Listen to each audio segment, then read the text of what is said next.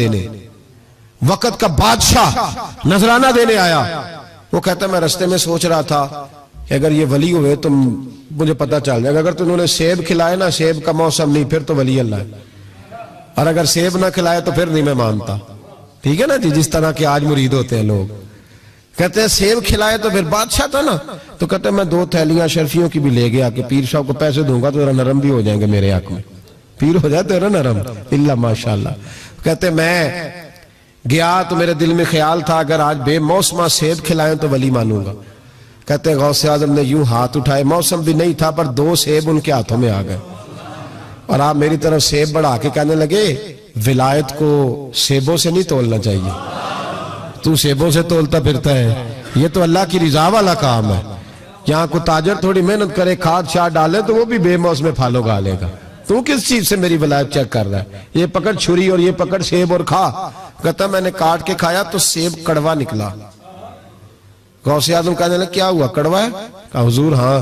تو نے اپنے ہاتھ سے کاٹ کے ایک ٹکڑا دیا، کہا کھاؤ. کھا کے کہنے لگا حضور آپ کے والا تو میٹھا ہے، تو سیب تو دونوں غیب سے آئے ہیں تو میرا کڑوا کیوں ہے؟ آپ کا فرمانے لگے غوث اعظم دونوں ہی میٹھے تھے، ایک کو ظالم کے ہاتھ لگ گیا تو کڑوا ہو گیا ہے، میٹھے دونوں ہی تھے. تو ظالم ہے نا، ظلم کرتا ہے، تو تیرے ہاتھوں کی وجہ سے کڑوا ہو گیا، ایک ہی تھے. اس نے 2 تھیلیاں شرفیوں کی مصلے کے نیچے رکھی، کہنے لگا حضور نذرانہ ہے. فرمانے لگے ضرورت ہی نہیں، لے جا.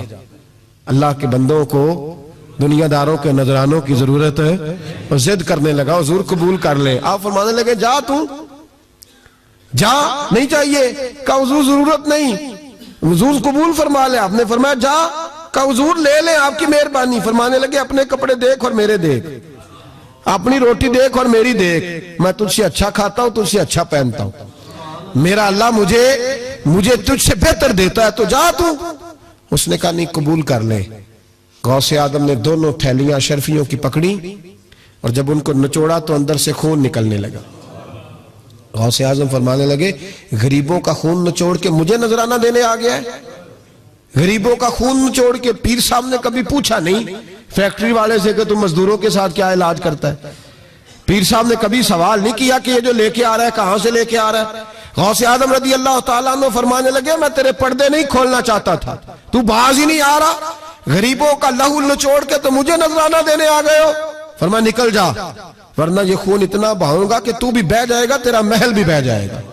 لوگوں کا خون نچوڑ کے مجھے نظر نیاز دینے آ گئے ہو.